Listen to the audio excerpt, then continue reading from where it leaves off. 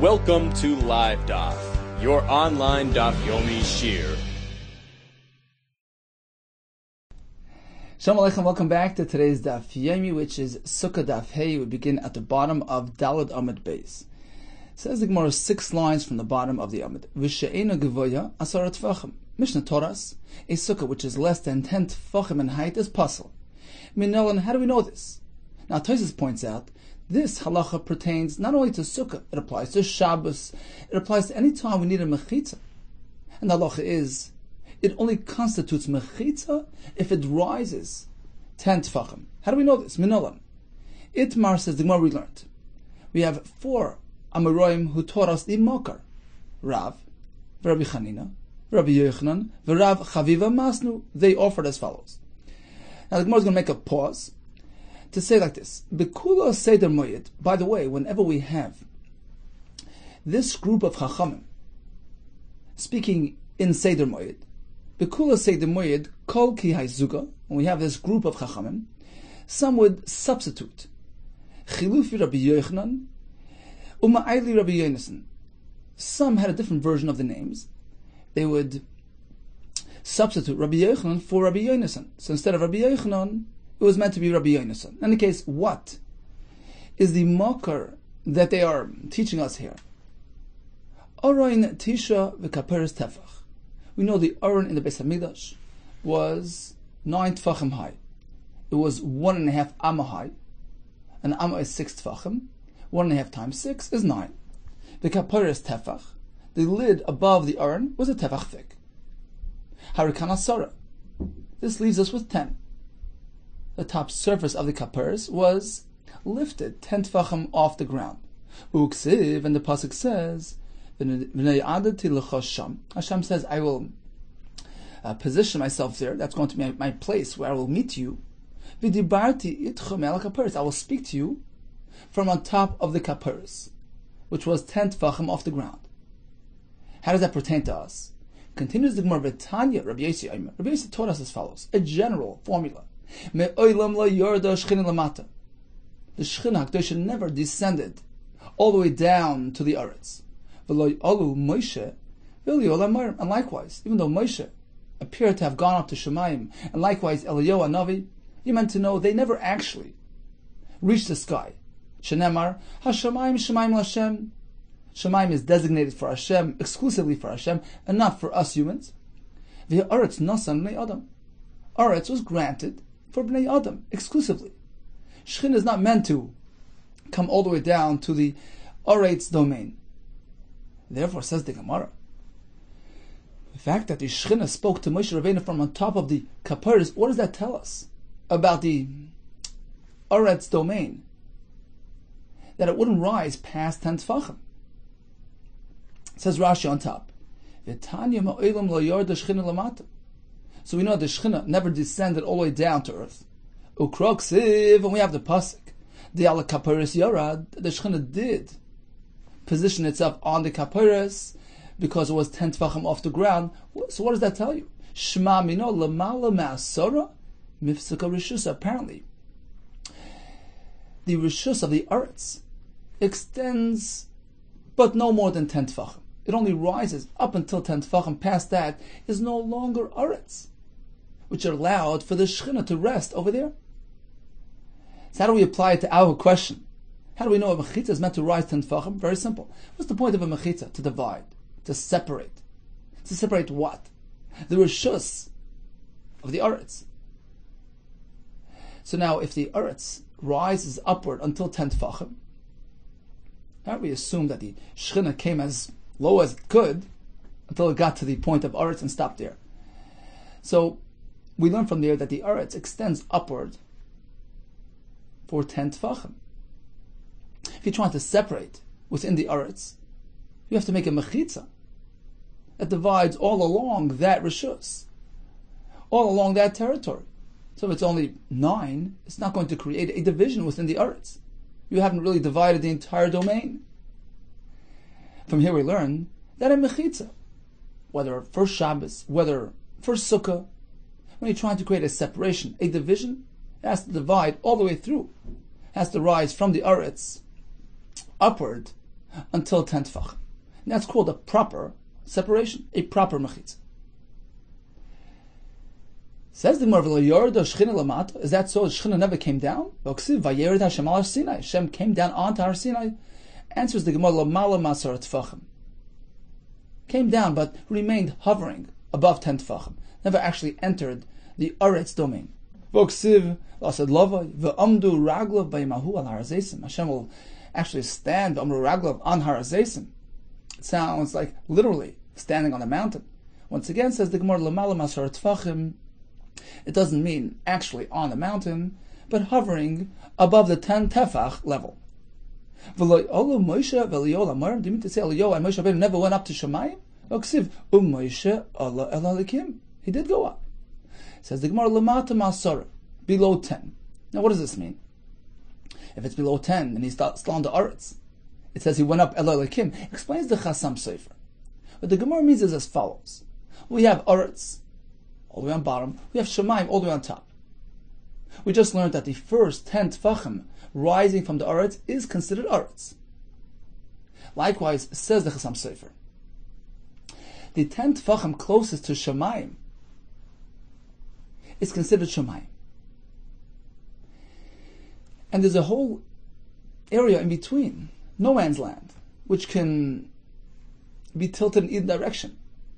It can be used for the Aretz. Coming up from the Aretz, you can still consider that non-Shemayim. And likewise, when coming down from Shemayim, it can be considered like an extension of the Shemayim, as long as you haven't entered the final bottom 10 Tefachim closest to Aretz. Says the Chasam Sofer, what the Gemara means is like this. Hashem came down. Of course he came down. He didn't stay in Shemayim. He came down, but up until the last 10 tefachim, which is really Aretz. So he came down until the last tefachim. That's what the Gemara means. Lamala masar tefachim. Likewise, when we learn that Moshe went up Eloi Lakim, and the Gemara says it means lamata masara, it means he went up. He left the Aretz. Strictly speaking, he went up, but he stopped right at the point of 10 tefach, closest to Shemayim. He didn't enter the Shemayim domain itself. Says the Gemara V'Ksiv, but we have another pasuk. Vayal Eliyahu v'Sa'ara Hashemayim. Eliyahu Navi went up to Shemayim in a storm, so he went up to Shemayim.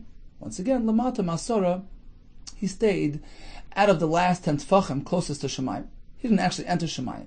He sort of left the Aretz, but never went into Shemayim. V'Ksiv, we have another pasuk. Machas Pnei Kisei Parshas Olav Anonoi.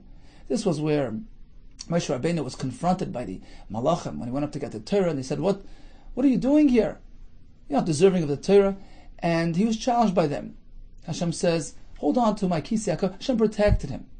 V'amar Tanchum Melamed Shepires Shakai Meziv Shchinos. Hashem spread from his Ziv HaShchina over and protected Moshe Rabbeinu, V'anonai Olav, and created this cloud over him. Apparently Moshe was in Shemayim with Hashem. Lamata Masara, once again, he didn't actually enter the Asar Tzvachim near Shemayim. Mikol Malkim Machaz Pnei Kisei Ksiv. Take a look at the pasuk. Machaz Pnei Kisei. He held on to the Kisei HaKavod, which isn't Shemayim. Answers the Gemara. Ishtarvuve.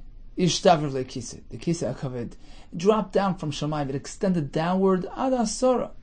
It extended through the first 10 Tfachim beyond Shemayim. In which case now, it was out of Shemayim v'nakat bey, which allowed Moshe to grab on, to hold on to the Kisei HaKavod, and he didn't have to actually enter Shemayim itself.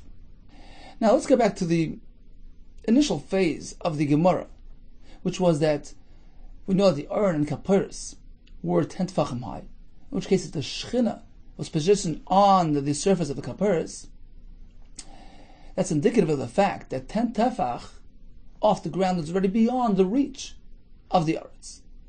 Says the Gemara, let's calculate. Bishleima Aron Tisha, we know that the Aron itself was 9 Tfachim high, T'chsiv, v'asu Aron ateshitim. Using which dimensions? Amasayim v'chetzi arkai, 2.5 amas long, v'ama v'chetzi rachbei, 1.5 amma wide, v'ama v'chetzi kamasai, 1.5 amma high. An amma is 6 Tfachim. 1.5 times 6 is 9.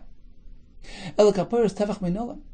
But had you come to the conclusion that the kaparis was a tefach wide? There's no mention of the width of the kaparis in the Torah. Answers the Gemara. We learn it as follows: the Tani Rabbi Chanina, Kol HaKelim Sh'asa Moshe. All the kelim that Moshe Rabbeinu fashioned, we find dimensions, very exact midos. Nosno behen Torah, midas arkan, or midas rachban, midas kamasam. We find throughout the kelim very specific dimensions. Midas arkan, their length; midas rachban, their width; or midas kamasam, their height. However, the kapiris, midas arka, its length, umidas rachba, and its width, nosna, Torah granted. We know that the kapiris was the same size as the Aron. Torah clearly spells it out. But one thing was left out. Midas keimasa lei nosna. Torah didn't express its width. So how thick was the kapiris? Tzei lamat. Go ahead and learn it out. Mipacha shebekelim. From the smallest of the kelim, which is shenemar v'asi soloi misgeres toifach saviv.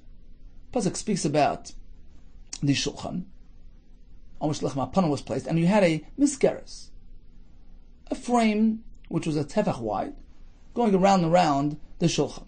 And we learn from there, mal halom tefach, just as the misgeres was a tefach wide, afkan tefach, likewise the kapiris was a tefach thick. V'neila af mikelim gufayu. Why go to a misgeres, some sort of a frame, an ornamental aspect of the shulchan? Why don't you learn from the kli itself, the shulchan itself, or the aron itself, which were much bigger than a tefach wide? Says the Gemara, tafasta meruba lo tafasta.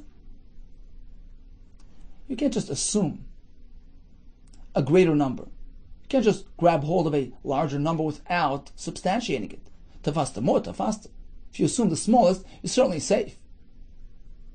Therefore, we choose the smallest that we found, which is the misgeres tefach around the shulchan, and likewise the kapiris is presumed to be a tefach thick. V'neilef mitzitz. Okay, looking for the smallest item, go to the tzitz, which is actually smaller than a tefach. The sani tzitz toimen. Kimin tas shel zahav. The tzitz appeared like a golden plate. V'rochav beis etzbois, which was 2 etzbois thick. Umukav moizen loizen, and was positioned to go around from ear over the forehead to the other ear. The kosel of beis shitin, and it had on it engraved 2 lines of wording. Yud Hey Milamala. So it had the Shem Hashem, Yud Kei Vav Kei. That was actually on top, written first on the top line. The Kodesh Lamed Milamata. And Kodesh with the letter Lamed beneath that. It was meant to have the words Kodesh Lashem. Now, out of respect for the Shem Hashem, they engraved Lashem on the first line, and Kodesh and the letter Lamed on the next line. Tosfos points out, it's not mistaver that it was Yud Kei Vav Kei and beneath it Kodesh Lamed. It wouldn't be readable. Rather, he says the Hashem was on top, and the Kodesh Lamed was on the second line, but alongside it, over to the right, so that it would be read together as one.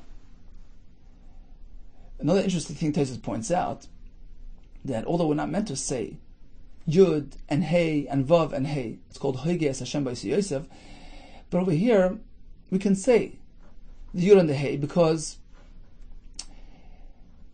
we're just trying to refer to the Shem Hashem, the full Shem Hashem, which has 4 letters. So Yud and Hey doesn't really have meaning. It's just a way to allude to the other name. Therefore, he says it's not a concern. In any case, we find that the tzitz was 2 finger widths wide. Why don't we learn from there to the kapiris? So rather than a tefach, let it be thinner. He was challenging in Tanakama that it was a 2-line engraving. He says, look, I have first-hand testimony. I saw that tzitz anir isiv b'roimi because of olav kodesh l'Hashem b'shida achas. It had everything engraved in 1 line. Apparently, that's the way it's meant to be. So Rashi brings the story in Me'ilah, where Rabbi Yehuda was traveling to Rome to try to annul a decree issued by the Romans, and there was a whole story that Hashem helped him and the other Chacham who came along, and a shade entered the body of the daughter of the king there, and she was yelling that she needs the Chacham to come help her. So when they came, the shade left her, and the king was so appreciative of what happened, and he offered them anything. He says, "Go into my treasure house and take anything you need." They went in there, and they saw many things, but they didn't want to take anything except for the Gzera itself, the document which had the decree, and they tore it into pieces. And that was the time, that was the opportunity where they had to see the Kalim. We have a description here regarding the tzitz. We had it in Yuma regarding the Paroiches as well. So that was the story behind the statement. I saw it in Rome, and it was written in one line. So that proves that it's meant to be in one line, not in two. Now, how did the Chacham relate to this edus? Says the Kesef Mishnah, Chacham agree that it's okay, it's halachically acceptable in one line, but lechatchil it's meant to be in two lines. The fact that he saw it b'shita achas is not a right, doesn't prove that that's the way it's meant to be done lechatchil. Perhaps the one that he happened to see was done that way. So that's the machlokes between Tanna Kama, who says two lines, Rabbi Yehuda says one line. In any case, what's negate to us, we're looking for the thickness of the kapiris. You're looking for the smallest kli, tafasta muat, tafasta. So go to the tzitz, which is merely to its boys. Answers the Gemara. Don and kli mikli, we prefer learning the kapiris, which is part of a kli, from another kli, the mizgeres of the shulchan, rather than the tzitz. Ve'ein don and kli mitachshit, rather than learning a kli from a tachshet, the tzitz, which is just a piece of jewelry, a tachshet, a malbish for an adam, a different, in a class on its own. It doesn't, you can't equate it to a kli, and therefore it's not a proper source. Perhaps let's see Rashi inside, 4 lines from the top. Midas keimasa loy nasna. We find that the kapiris has a shear of oirech, of roicha, but not height, meaning width, thickness. Midas avya hi keimasa, the thickness. She oisal arn kikisa leteva. The kapiris was positioned on the urn like a lid. So keimasa, the Gemara means the thickness of the kapiris. So height and thickness here are synonymous.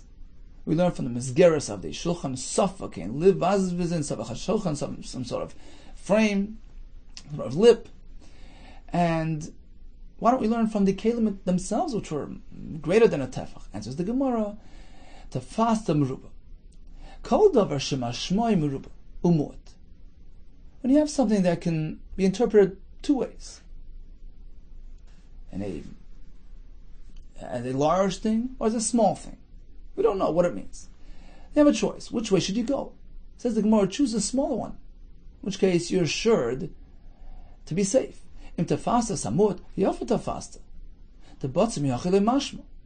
So you chose the low root, the small number, you're certainly okay because it can't be less than that. If it turns out that you're mistaken, that you could have gone bigger, okay, you didn't lose out anything. At least what you have is justified. If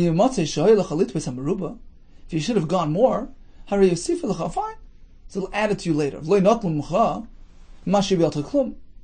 But not going to take anything away from you. They'll add. They won't take away. So you're safer doing that rather than assuming something big and large. You haven't necessarily grabbed hold of it. Why? Could turn out that you're mistaken. The Shema Hamud, perhaps you should have done this small one. You took more than you were entitled to. They'll take away from what you have. That means faster. You're not assured that you'll hold on to what you took. But if you take hold of this small amount, they'll add, good, great, and otherwise, also good. It's a mashal. So you're safe at going with the smaller number, assuming that it's a tefach, like the mizgeres, in which case you're sure that you're certainly safe. Perhaps it's more, but it's certainly a tefach. Whereas if you go big and you go to the kelim and you assume it's 2.5, 3, then perhaps you'll be proven wrong, in which case you'll be in trouble. Says him, okay, but let's find this smaller kli. That's it. V'neilaf mitzitz. Shu mot mizgeres, which are smaller than the mizgeres. And the Gemara goes on to describe the tzitz, which had the kodesh Hashem, kodesh lamed milamata. And Rabbi Yehuda says, "Ani reisi beroimi sheich nisu lo Yisrael melech." They brought him into the king's treasure house. Kadamrina b'meila ben Telamian. That was the name of the shade that harassed the daughter there. In any case, the Gemara answers, tzitz is not an appropriate source because it's a tachshit. It's a malbush la'adam. So we avoid that source. Rather, we go to the mizgeres of the shulchan, which was a kli, which provides the shear for the kaperis tefach. Continues the Gemara 6 lines from the bottom. V'neilef mizer. Why don't we go to the small size crown, which was present around the aron, around the shulchan, around the mizbeach. The Omar Mar, as we learned, zer mashu, just small, teeny. Looking for the smallest aspect of a kli, go to there. And assume the kaperis was just a mashu. And says the Gemara, done and kli mikli. We prefer learning the kaperis, which is a kli, from the mizgeres of the shulchan, which as well is a kli. Vein done and kli mechsher kli, as opposed to learning from zer, which is only a hechsher. It's only an ornamental feature on the aron, shulchan, or mizbeach, and therefore it's not really similar to the kaperis. We don't want to learn a kli from a hechsher kli. Therefore, we prefer the shulchan. Yach, if that's the case, mizgeres nami hechsher klihu. The mizgeres around the shulchan was also an ornamental design around the top of the shulchan. You had the shulchan surface, and around the top, all along the edges, you had this mizgeres. It's also hechsher kli, just like the zer. So why are you going to learn from there rather than from the zer? Says the Gemara, mizgarte lamata. This frame, this mizgeres, wasn't actually on top of the shulchan as a tachshit. It was beneath the shulchan board.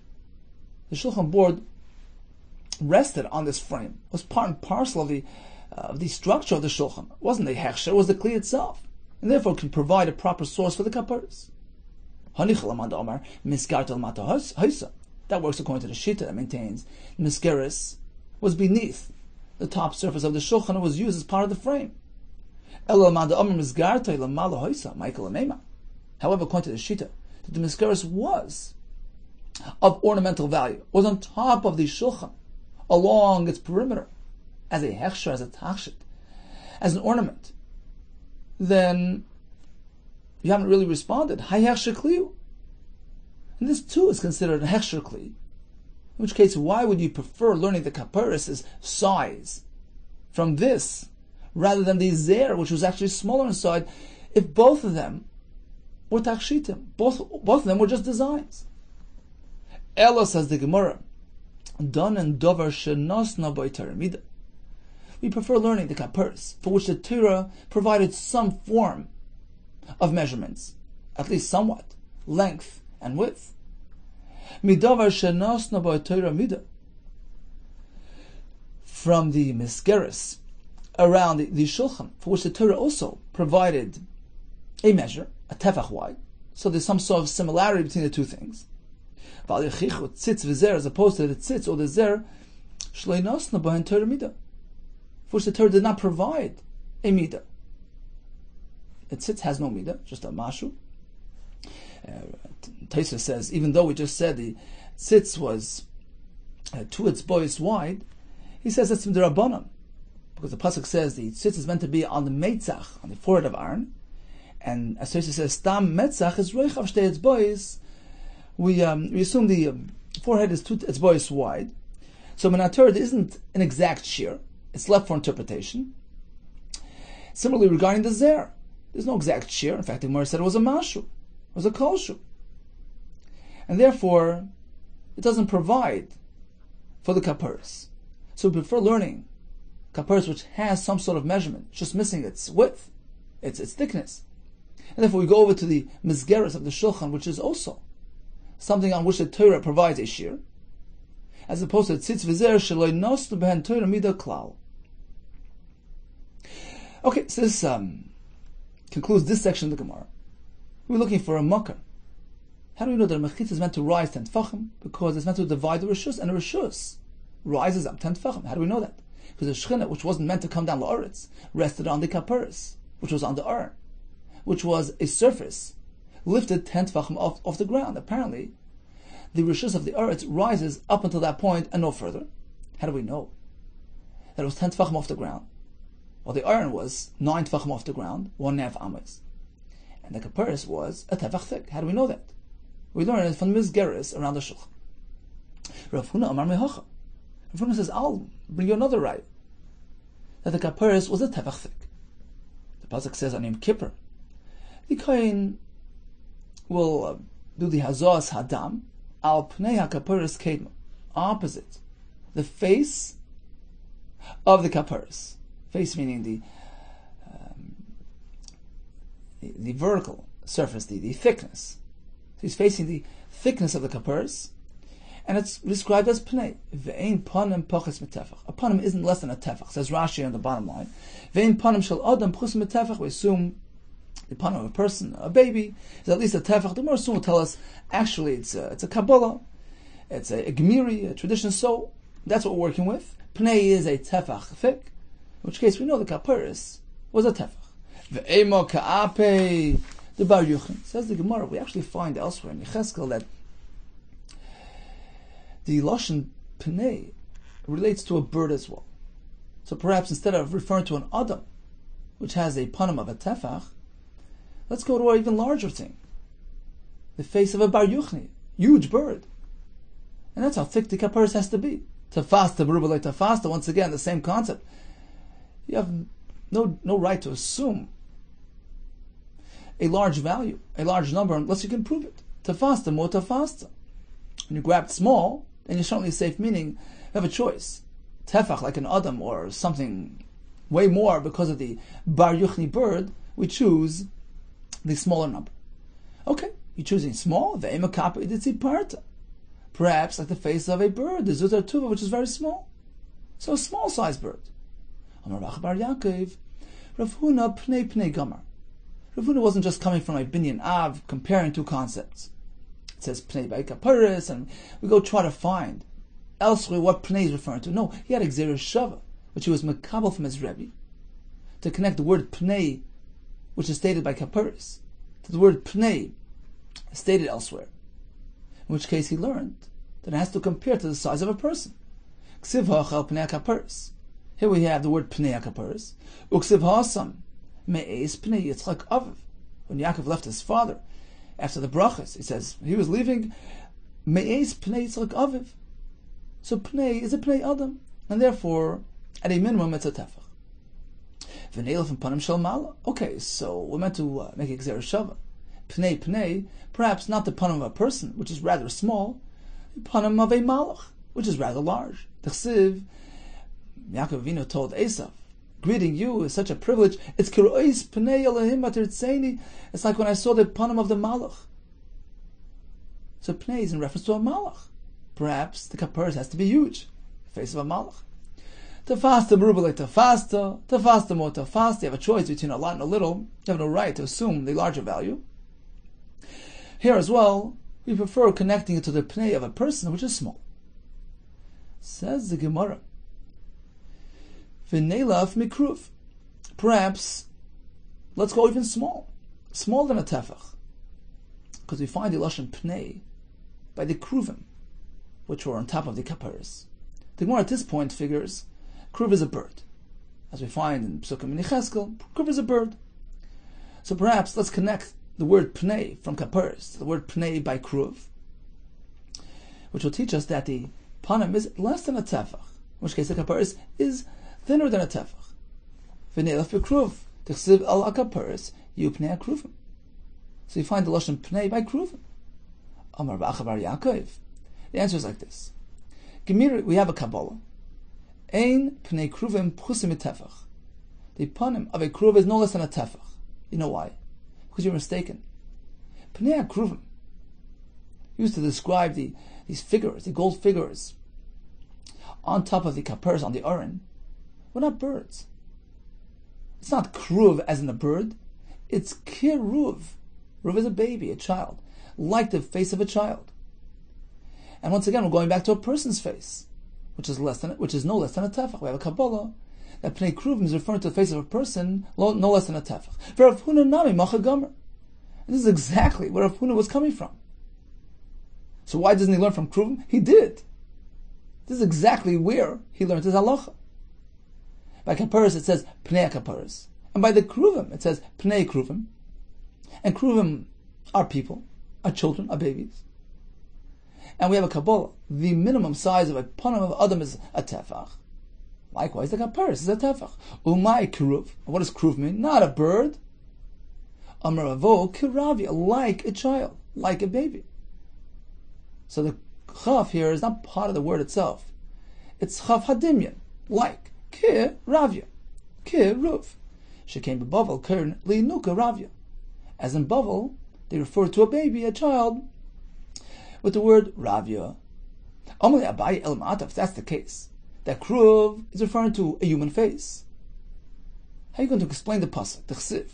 This was Yecheskel describing the malachim, pnei echad, pnei kruv. One of them's face resembled a kruv, which according to you is a person. Upnei hasheni, pnei adam. The second one had the face of a person. Hainu kruv, hainu adam. According to you, kruv and adam is one and the same. Why does he describe it differently?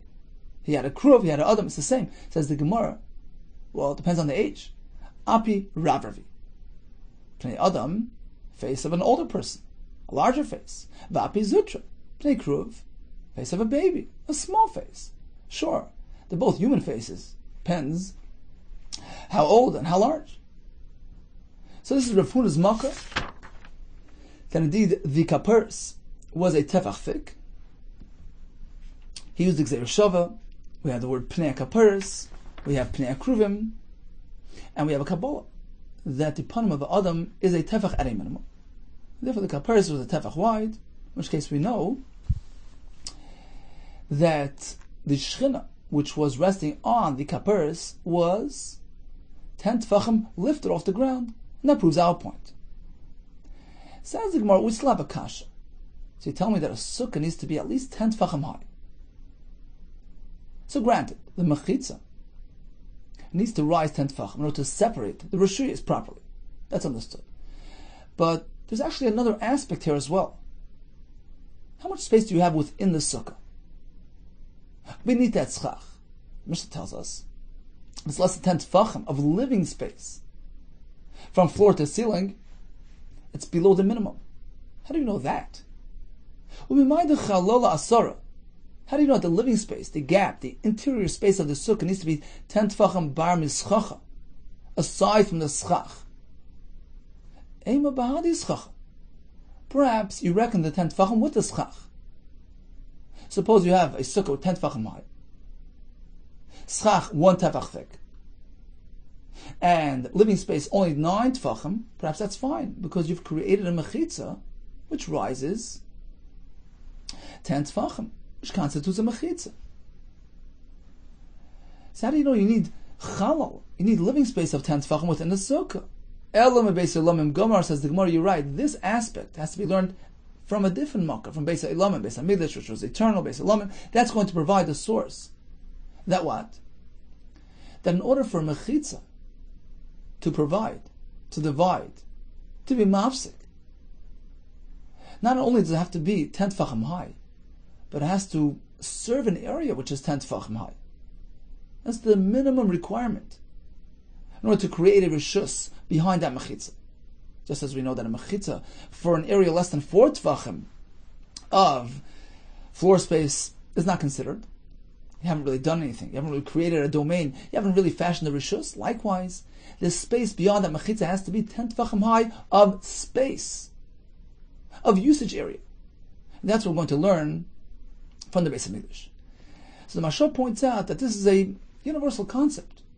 Applies here by Sukkah, applies by Shabbos. In fact, the Gemara Shabbos speaks about a bayis, a room, a house, whose roof is 10 tefachim off the Rosh Hashanah, meaning the wall on the side is 10 tefachim high. That's fine. Problem is, inside the bayis, you don't have 10 tefachim of living space. The ceiling takes up part of the 10 tefachim. You're only left with 8 or 9. You know what the Gemara says? Sure, on top of the house is Rosh Hashanah, because he's lifted 10 tefachim off the Rosh Hashanah. This is in a different reshus. But within the home, listen to this. It's not Rosh Hashanah, it's a karmelis. You can't really carry it there. It's not Rosh Hashanah, not Rosh Hashanah. It's not a properly enclosed area. Why? For this very reason, says the Marsha, from this Gemara. because all the wall is 10 tefachim high. Yeah, it's for the outside. But when you look inside, you don't know where to live. There's no properly designed rishus. There's no minimum shear of 10 tefachim high chalal. So says the Maharsha, the Gemara now is going to embark on a new endeavor to prove this point as well. Up until now we've proven that a mechitza needs to be 10 tefachim high. That's pashut. Because the eretz rises 10 tefachim. In order to divide the eretz, you have to be there. You have to be all along those 10 tefachim. Otherwise you haven't really divided the area properly. That's number one. Now we're going to prove that the living space beyond that mechitza needs to be 10 tefachim high. The Gemara is going to prove it mibeis elamim. T'chsiv habayis asher bona hamel shloimeh l'Hashem. There is a mikdash referring to the heichal kodesh hakadoshim structure, which Shloimeh built for Hashem. Shishim ama arka was 60 amas long, 40 of which was the heichal, 20 of which was the kodesh hakadoshim. Ve'esrim rachbai, 20 amas wide. Ushloishim ama kaimasa. It was 30 amas high. Uksiv kaimas hakruva echad, eser ba'am. Shloimeh HaMelech fashioned 2 wooden figures, like kruvim, but in addition to the golden kruvim, which were perched on the aron, he made 2 more kruvim, wooden structures, which he placed on the floor alongside the aron. How tall were they? Kaimas hakruva echad, eser ba'am, 10 amas high. V'chin hakruva sheni, likewise the second one. V'tani, we have a brayso. Ma matzinu beis elamim. Just as we find by the Beis Hamikdash. How high did these kruvim rise? Kruvim b'shlish habayis heinu oimdim. They would rise up until a third of that room. The room was 30 amas high. The kruv was 10 amas high. So it reached up to a third of the room. Mishkan Nami, likewise in the Mishkan, the kruvim which were situated on the kaparas, the golden ones, b'shlish habayis and oimdim, would reach up until the third point of the Mishkan. Now let's calculate. Mishkan kamahavi. How tall was the Mishkan? Eser amis, only 10 amis. T'chsiv eser amis urech hakerish. So the boards used for the Mishkan were 10 amis high. Kamahavi lu. So 10 amis are how many tefachim? 6 tefach per amma. So it's shisin pushchi, 60 tefachim. Now we know the Mishkan was 60 tefachim high. How much is a third of 60? Till say kamahavi. How much is a third? Esrim pushchi, 20 tefachim. So we know that the kruvim extended upward all the way a third way up the Mishkan, right? Just as the kruvim in the Beis Hamikdash, which was 30 amas high, the kruvim went up to a 10 amma, which is a third of 30. Likewise over here, where the Mishkan was 60 tefachim high, the kruvim would extend upward until 20 tefachim. Now, dal asara, the aron v'kaparas. Let's deduct 10 for the aron v'kaparas. So how much space was left between the kruvim and the kaparas? So let's start from the bottom up. We have the aron 9, the kaparas, the 10th tefach, upon which the kruvim was situated, whose wings were extending outward and creating that protection, that canopy, that they sheltered over the kaparas. So how much space was there beneath their wings? So if the wings were at the 20 tefach point, let's deduct 10 for the aron kaparas. Dal asar the aron kaparas. Pashulhu asar. We're left with 10 tefachim space between their wings, which was spread at the 20 tefach mark, and the kaparas below. Uksiv, and how does the pasuk describe the kruvim? V'hayu kruvim persech nafayim lemalo. That the wings spread out, seichichem bechanfeim ala kaparas, creating this schach. Rings a bell, schach. This shelter on the kaparas. Kar yerachman SUKKAH. So we find that the Torah refers to it as SUKKAH, as schach, lemala masara, because it was right above the 10 tefach mark. So we learn from here that in order in order to be considered SUKKAH, to considered like something that can create a makom that is sheltered, that is confined, that needs a chalal of 10. Just as the kruvim, who are hovering above that 10 tefach empty space, are considered seichim. Their wings are creating that sichuch, creating that protected environment beneath them. Likewise, whenever we try to create a rishus, such as by sukkah, the SUKKAH has to hover above an area which is 10 tefachim. Only that's considered a rishus, a makom. So we learn from here that the living space behind the mechitza needs to be 10 tefachim high. That's considered rishus. That's considered a makom. That's considered a protected area by the SUKKAH above it. Says the Gemara, one second, how do you know that their wings were above their head level? So you're assuming that the knafayim of the kruvim were hovering above a 10 tefach space. So the kruvim themselves were only 10 tefach high. And you're assuming that the wings were actually above their heads, in which case you have 10 tefachim between the wings and the kaparas. That's your assumption. How do you know that? How do you know that their wings were above their heads, in which case you had 10 tefach below it? Maybe they were level with their head, in which case it's 10 tefachim, but it includes the wings themselves, in which case perhaps you don't need a halal of 10 beneath the wings. The pasuk describes them as spreading their wings lamala, which indicates that the wings themselves were beyond the 10 tefach area. If that's the case, perhaps they were really high up, in which case, in order for it to be proper SUKKAH, you need a huge living space, more than 10. Miksiv lamala. Does then the pasuk say they were seicher b'chanfeim lamala? It says lamala. So close by, not too far up, we're assuming it's right above the head level, in which case you had 10 tefachim beneath them. So this proves our point that in order for mechitza to be effective, you need to create a rishus which has a halal, a minimum of 10 tefachim in height. From here we learn that the sukkah's SUKKAH needs to be above the 10 tefach mark, so that the resulting space beneath it will indeed be 10 tefachim high. So that's the Gemara. This whole discussion works according to Rabbi Meir. Which discussion? The fact that we've proven that a mechitza needs to rise 10 tefachim.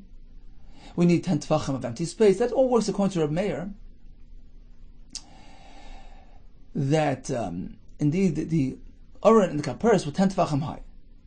Because Rabbi Meir holds the Amar Kola Amos Hayu Beinaniyos. All the Amos used for measurement in the Beis Hamikdash, whether for construction, whether when they designed the kelim, they employed medium-sized amos. There are various types of amos. An amma can consist of 5 tefachim, of 6 tefachim, even more than 6 tefachim, as we learn elsewhere. Here, says Rameir, the Beis Hamikdash used the medium-sized amma. These 6 tefach amma. That's medium. Small as 5, and there's one larger than 6 tefachim. So 6 tefach amma was the medium amma, in which case your calculation works out. The urn, which was an amma and a half tall, an amma and a half times 6, is 9, plus the kaparis of tefach. Elo the Rabbi Yehuda the Amar. Amma shall be in shisha tefachim, but according to Rabbi Yehuda, who differentiates, he says the amma used for building purposes in the Beis Hamikdash was one of 6 tefach. However, v'shal kelim chamisha, the one used to build the kelim, was only a 5 tefach. Amma Michael Ameim, if that's the case, we're stuck. Why? Oren v'kaparis kamahavi, the oren which is a kli. Put together the oren and the kaparis, how much do you get? The oren was 1.5 ammas tall. We're dealing with a 5 tefach amma. So 1.5 times 5 is 7.5. The kaparis was a tefach, it's 8.5. Oren v'kaparis kamahavilu, tamanyo palga, 8.5. That's it. and the kruvim's wings were spread at the 20 tefach mark. You have way more than 10 tefachim between the wings and the kaparis. Pashalu chatzrei palga. You have 11.5. Top surface of the kaparis was at 8.5. The wings were at 20, leaves you with 11.5. Ema sukkah, perhaps when it comes to sukkah, if you want to compare it to there, well, you need more than 10. Adahavya chatzrei palga. You won't be kosher until you have 11.5. So now we're really stuck. According to Rabbi Yehuda, this whole Gemara doesn't work. Starting from the beginning to the end, we're working with the assumption that the kaparis was 10 tefach off the ground. According to Rabbi Yehuda, it wasn't. It was only 8.5 off the ground. Apparently, according to Rabbi Yehuda, the Shechina would come down, lamata ma'asara. That's beside the point. In any case, where is Rabbi Yehuda's makar? That A machitza needs to be 10 tefachim high, and B, the halal of the sukkah needs to be 10 tefachim. Says, well, you're right. Elo Rabbi Yehuda, hilchos hagmirla. It was learned by way of Aloich Moshe Messinai. The Amar Chibar Ashi, Amarav, Shiurim. Various Shiurim, for instance, that Chelev has a Kazayis, Kesevas for Yom Kippur, all these Shiurim, Chatzitzin, the halacha that a Chatzitza invalidates a tefillah, Umechitzin, and the various halachas pertaining to Mechitzis, including these halachas. Mechitza needs to be 10 tefachim high, and needs to fashion a rishus behind it, which is 10 tefachim high. All these were learned halacha l'Moshe Messinai. Let's take a look at Rashi. So where the lines widen a bit, it's going to be the third line in Rashi. The Rabbi Yehuda, we have a problem. The loy matzi l'yelef mikroi kol shir mechitza. According to him, we can't learn the shir mechitza from these psukim. Hilchasa gemiri la Sinai. We learned it from Sinai ugmiri, and we learned the batzim asara levar mischacha la mechitza. That a mechitza, which is going to create an environment less than 10 tefachim in height, meaning if the gap inside the sukkah is not 10 tefachim, it doesn't work like mechitza. Ubahach, you have a mechitza, and this is a precondition for a valid mechitza. Shiurin, says Rashi, shali surin kazayis l'chalachilas isur v'kakasevas l'mekipurim chatzitzin shachatzitza pesalas b'tfila u'mechitzin hilchas mechitza are learned by way of halacha l'Moshe Messinai. So in summary, we're looking for two sources. Number one, that a mechitza has to be 10 tefachim high. And number two, that behind that mechitza we need living space of 10 tefachim. In which case, the sukkah's SUKKAH needs to be above the 10 tefach mark to create a sheltered area, a living space, a rishus of 10 tefachim. How do we know these things? According to Rav Meir, it's as follows. We learned that the Shechina rested on the Aron and the Kaparis, which were 10 tefachim high. That proves that the Aretz would only extend that far, in which case a mechitza, which has come to divide the rishus, needs to rise up to 10 tefach. How do we know that the Kaparis was a tefach wide?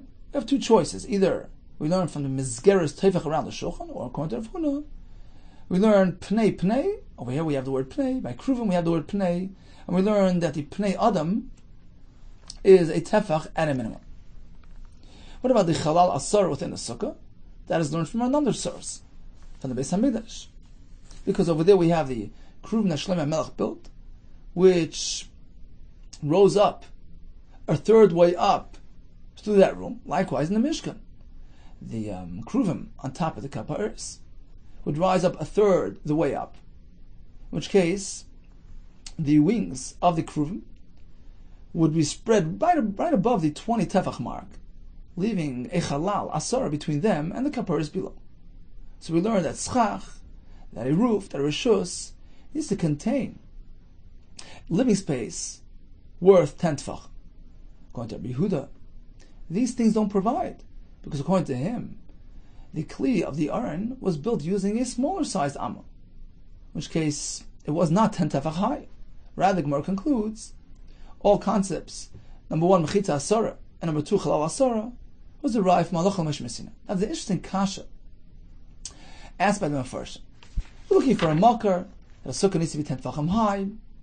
It's either from here or from there. Halacha l'Moshe Messinai.